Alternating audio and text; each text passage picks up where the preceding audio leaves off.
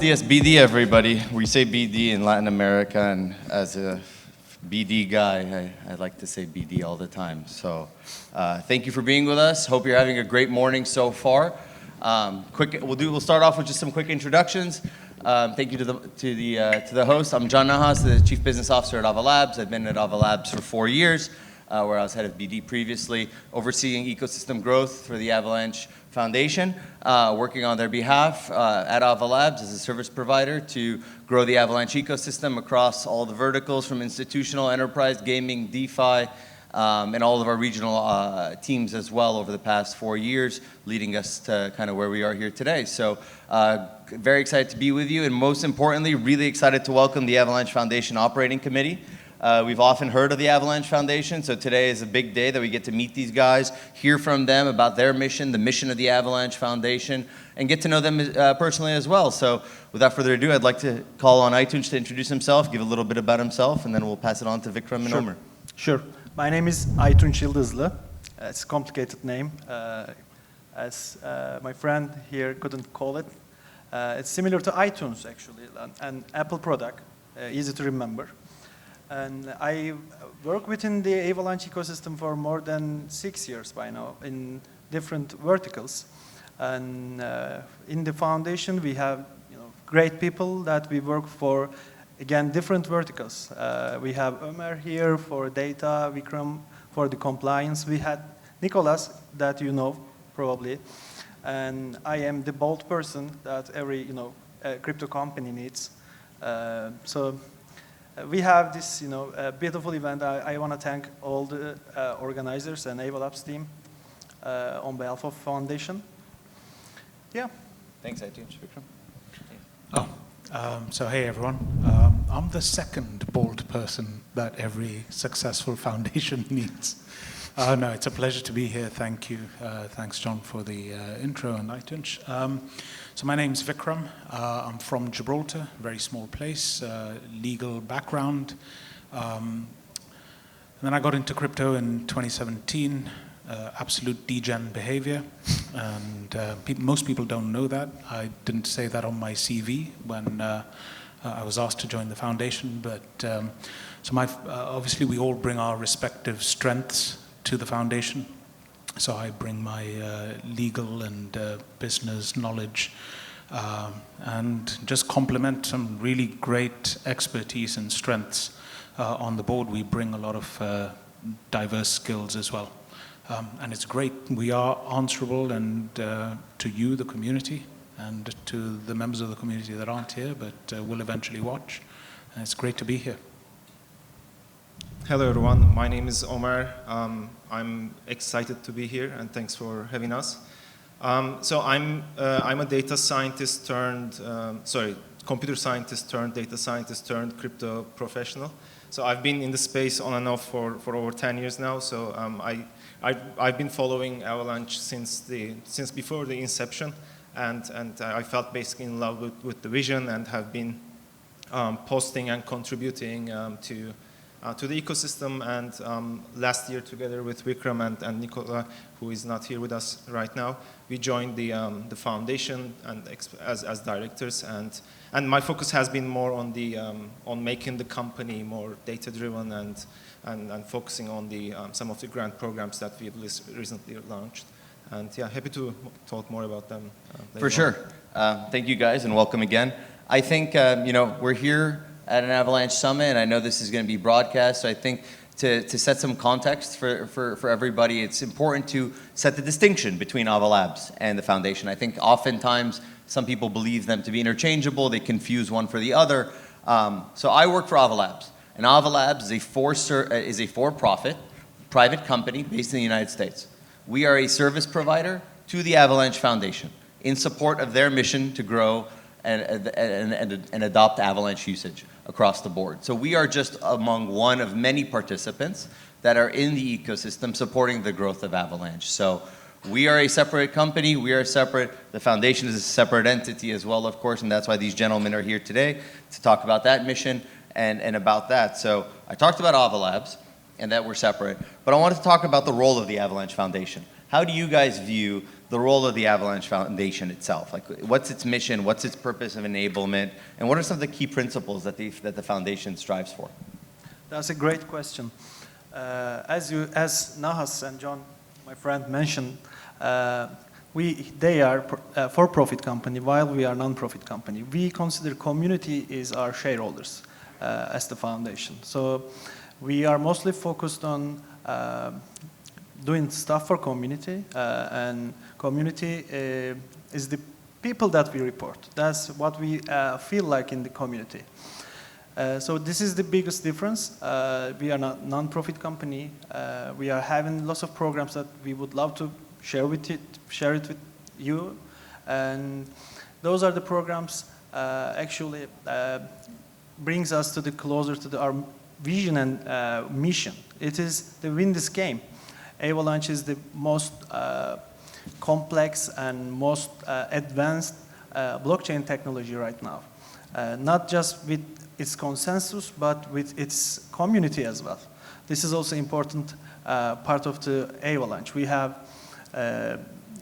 lots of dApps, we have L1s for different verticals. We have DeFi, RWA, and games you enjoy, like we saw Off the Grid and others. This is the biggest difference, I think, between those two companies. Yeah, and so thanks, Aytunç. And just to follow on from what Aytunç was saying, so whilst we're a non-profit organization, some of the activities of the foundation do generate profits, but everything is directed towards benefiting the community and to furthering the mission statement of the foundation, which put very simply is to tokenize the world's assets. And we had a great vision statement from Gun and from John earlier today, this morning. And you can see that this is very much the path that we are following. Avalanche 9000, Retro 9000, which we're going to talk about a bit more, is that vision which has now become a reality. And the role of the foundation is to support that mission. We create programs, we set in place incentives and confer grants, but we do so on a broad ecosystem basis, and it's really with a view to growing and supporting and developing the ecosystem and the people that make up the ecosystem that drives us. Yeah. Okay. Well, speaking about some of these programs, right, that the foundation has done, I think for those in the audience and those that have been following the Avalanche ecosystem over the past several years, some of these programs are very well known if I mention them, right? DeFi Rush, Multiverse, for when we were launching subnets, now Avalanche L1s, of course, Culture Catalyst.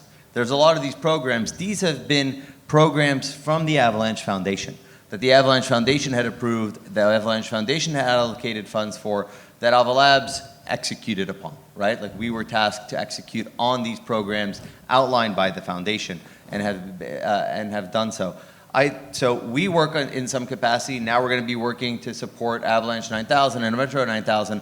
But there's also other foundation programs, right, that you guys are doing that are open to the community that don't flow through Ava Labs. I think most recently Icebreaker and InfraBiddle. Can we get some Ömer, if you want to tell us a little bit about Icebreaker and InfraBiddle, and we can, whoever. Yeah.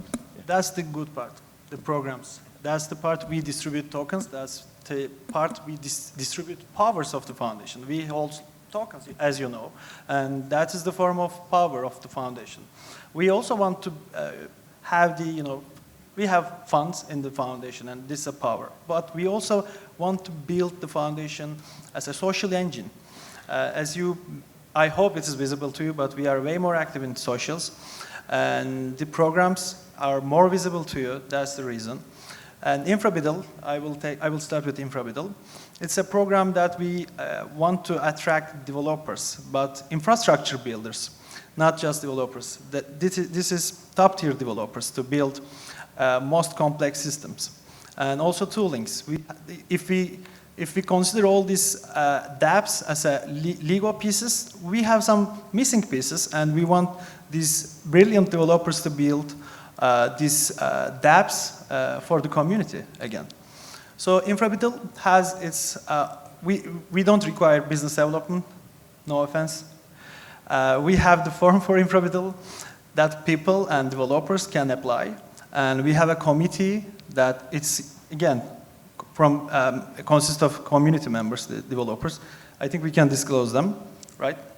We have one from Benchy, we have one from GoGoPool, and we have Demirel of Avalanche and some other members within InfraBitL committee that votes for these infrastructure projects. And the beautiful side of this program, we track data. We love data in the foundation side. And 62% of projects who apply to this InfraBitL are projects developers that are not developed on top of Avalanche ever.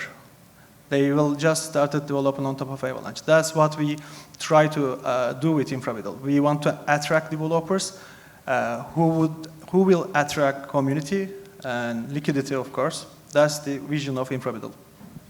Yeah, just to add, I mean, in the end, we are just as successful as our developers are in the end. So if we can invite more developers to come and build on Avalanche, then obviously the Avalanche, the whole network and the community will be much more successful. So that's how we are. That's why we designed this this program. And yeah, just to add, so as I said, so this is basically one of the funnels that we are working on. So we have many programs targeting different verticals, and developers is basically our main focus here, right? Because through these developers and through many of you actually in the audience, we will be able to reach the masses and who would come and build great applications on the Avalanche blockchain. So this is basically why we worked on InfraBitL and why we're still accepting new applications. It's just it's an open-ended program, so if you go to grants.avax.network, you can find more information on that. Thank you. No, that's really helpful, right? So I think to show the contrast too, the work that we do at Ava Labs, oftentimes we do a lot of inbound, of course, from people that reach out to us, but a lot of the work that the teams do in the specific verticals is reaching out, coming up with great ideas, working with new novel partners and supporting. This is a way for builders and developers directly to tap into the foundation without having to go through a more lengthy process or work through stuff. If you have a great idea and you want to build something that supports on the infrastructure side, particularly I think with the complexity and the vast scale of what we're building with Avalanche and all these L1s, there needs to be robust tooling and infrastructure to support all these interconnected chains, on and off ramps and everything in between. So that's really exciting. Would love to kind of talk. Yeah, go ahead. Little addition. Please. It doesn't come to us actually. It goes to community and of developers committee. That's actually a very good distinction. Thank you, Aytunç. Yeah, right. It's a diverse committee made up of the community, which is fantastic. We talk a little bit about Icebreaker too, though. If someone could like, what is Icebreaker? What's the purpose of it? What have you guys been doing with it? Yeah. So the goal of the Icebreaker program is basically to help new developers and projects fight their cold start problem. So typically, what we've seen is that. You have a great idea, you build a product, but you need the initial liquidity, you need the initial support just to showcase your product market fit or attract new users and so on. And this is typically a very important piece that's been missing. And with Icebreaker, we wanted to target this and support native builders on Avalanche with some additional funds and liquidity so that they can really get from 0 to 1 so that they can take their project from 1 to whatever and that's where we came in with a specific focus on DeFi initially, where we made select markets much more efficient to trade and to operate on. And basically we've been supporting I guess almost a dozen protocols right now in various ways, and it's an open-ended program, so we just keep monitoring and observing the markets, but also the new coming projects who may need some support from the foundation, and we're always happy to provide a helping hand to them. Amazing. Well, look, I mentioned Rush and Multiverse and Culture Catalyst and general budgets that we use, and we've mentioned these things. Vikram, I saw a QR code on the screen today, earlier, and I know it's been going around. That's the foundation review from 2020 to 2024. Can we talk a little bit about what the review covers, what the point of it is, like what you guys anticipate doing with these community disclosures going forward? Yeah, sure. Thanks, John. So we took note that there hadn't really been a publication, an official and formal publication from the foundation since the inception of the chain. So what we endeavored to do with the review was cover the period from inception to this year. In fact, up until just a few weeks ago. So the information is live. If you scan the QR code, you'll be able to download a copy of the report, and of course we'll push that out through our social media channels. But the review covers not only what's been done across different verticals, but important partnerships. It highlights the role of the foundation, a bit about our vision, where we're going. It highlights the important members of the Avalanche ecosystem, not only partnerships, but the people that actually make up the community, the individuals, the organizations. It highlights important milestones that have been achieved, and we think it's important to recognize those wins as an ecosystem. And Off the Grid is a great example. It's in there, California DMV. There are so many examples, actually. They really fill the pages. And we think it's a really positive thing to have done, to push out to the community so that the community, not only, and I'm talking the broader crypto community, and the world at large, sees not only what Avalanche as an ecosystem, as a technology has achieved, but it also inspires the potential of what can be done. And again, we hope that that plays into Retro 9000. We hope that people get inspired by reading the review, because you can only know where you're going once you know where you've come from. So we hope that serves as a bit of a catalyst. And we hope you enjoy reading it. We'll make it periodical, and and we're always open to feedback. We know and accept that there will be certain feedback that will come from certain sections of the report. We're aware of that. I'll be very open. In fact, we all subscribe to Web3 values. One of those is transparency.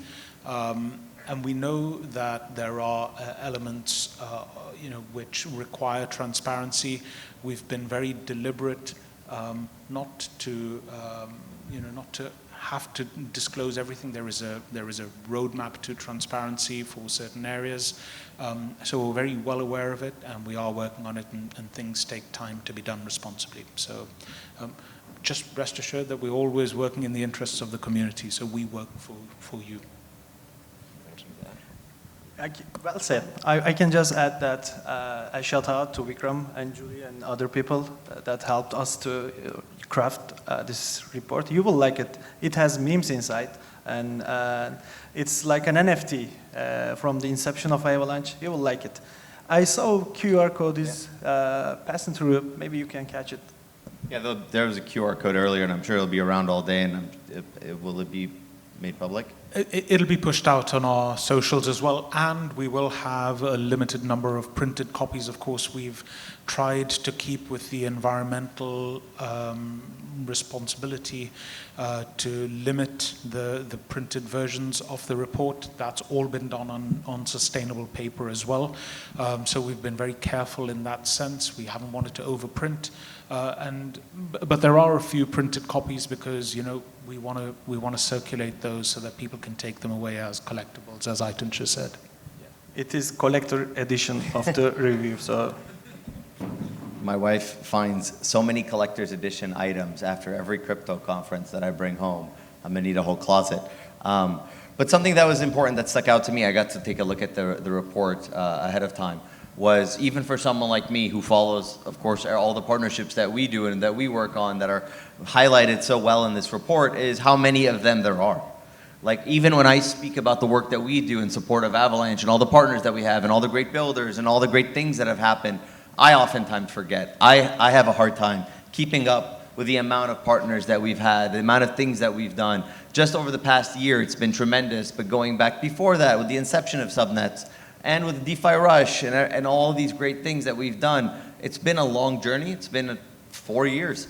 And this is the beginning, I feel like now with Avalanche 9000, of a new journey for another 4 years. So, you know, in keeping with American election themes, 4 more years. I don't know what side you sit on that, but you know, it's been a tremendous 4 years. So thank you to you guys for that report, for the transparency, for the nostalgia and the memories, and looking forward to seeing more of that. Kind of switching gears to the more exciting stuff, we have seen the foundation be a little more active in a surprising way. Not just the programs that we know, the Rush, the Multiverse, the Retro 9000, and Infrabiddles, but also with airdrops. Most notably, there was an airdrop about a month and a half ago, 2 months ago, the meme coin airdrop. July. In July, there was a big airdrop that surprised everybody. And for those of you that are here today who are on the Arena app, I think there was some news. I don't know if people checked their wallets or not. Do you want to give some news, Aytunç? Yeah, we did it again. This is the news. There was an airdrop in your Arena wallet if you're users of the Arena.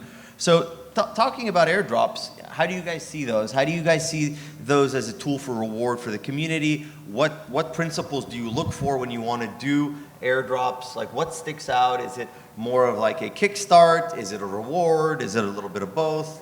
How do you look at airdrops and what initiates those? The word airdrop is not funny. Normally, when you announce it, it creates some expectation. That's why we don't create any expectation of airdrop. We just do it silently. And we see the airdrop, maybe we should change the term of this, because it's not an airdrop. People do airdrop to create an expectation, make an announcement for announcement, announcement of announcement, but we don't do it. We don't announce it. It's another way of incentivization community. We have lots of programs like Rush.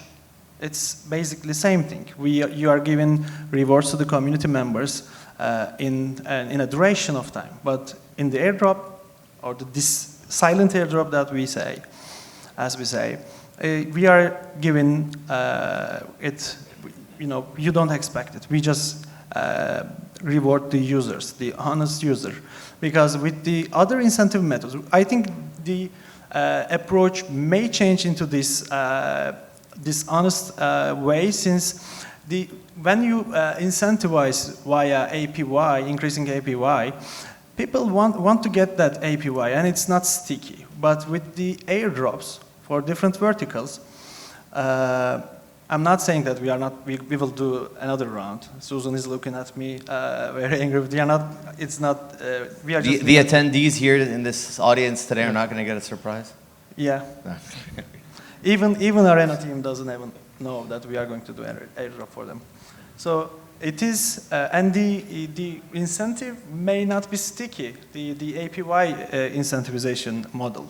But with the model of airdrop, you actually reward a real user of the protocol that doesn't expect nothing. And they are the real user, and it is sticky. We know that it is sticky. And we collect lots of data. Thanks to our partner, DTI, they provide great insight regarding everything, not just for airdrop. But for the first airdrop we did in June, we distributed 156K of AVAX. And we also rewarded Koki, The notional value is $5.6 million. And most of it, I don't want to give the percentage. I know the percentage since it has changed. Most of it stay in their wallets. They use it. They didn't sell that airdrop. So this is the philosophy behind airdrop. I think as Web3 institutions, foundations, and companies, we should discuss incentives versus giving airdrops. I think that's, it's credit to you all on the way you're looking at things, right? I think Aytunç really well stated that, traditionally airdrops are used to incentivize a further action, right? So you're airdrop farming, you're chasing a potential thing, you're doing an action with an expectation of getting paid. This is not that. This is genuine, natural users doing things on chain, using applications, using projects, and then surprisingly being rewarded for that. I think that drives better behavior, and it could lead to a little bit of excitement. I know we have only a couple minutes left. Vikram, I'll turn it over to you. The foundation last week, I believe on Friday, put out some exciting, I think, news and interesting news that's been on the minds of a lot of people in the Avalanche Foundation, and that has to do with the Luna Foundation Guard and the Luna holdings of Ox that they had taken, I believe, two and a half years ago. So there's some exciting news, I think, there. So I'll let you kind of speak to that and where it is and what the plan is. Yeah, thanks, John. So obviously at this stage, there's not a lot that we can say, and not a lot that we should properly say. The foundation has, of course, sought to repurchase the AVAX tokens that were originally provided to Luna Foundation Guard. And obviously the foundation serves the community and the ecosystem in a number of ways, and this is just an example of one of those ways. And what we sought to do was, of course, to protect those tokens from a bankruptcy process. The process is still with the bankruptcy court and requires the approval of the bankruptcy court, but we think that this helps us as a foundation to better serve and continue to serve the community. Thanks. So, in a nutshell, nothing's done yet, but there's activity in trying to rectify this, Yeah. which is exciting. It's kudos to you guys for being proactive and thinking about this. I know it's something that we oftentimes hear about, whatever happened to that Avox, what's going on, and things of that nature.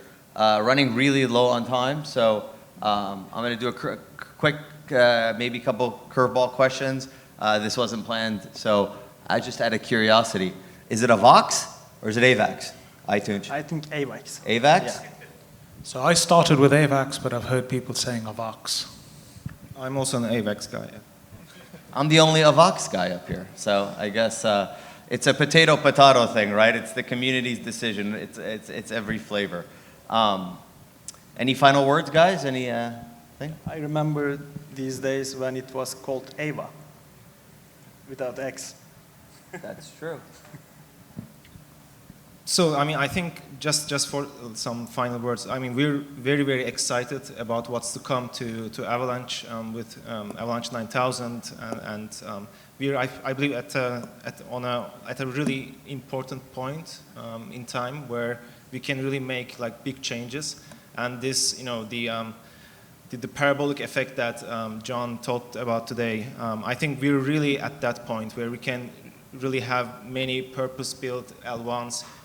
Supported by this great tech, and we as the foundation, we want to support the builders, you know, that will take us to the next phase in terms of the blockchain adoption, and our doors and emails are open, so we get lots of inbound, but we're always happy to get more inbound, and we're also happy to meet you all outside and talk about what you're building and how we can support you. So thanks very much.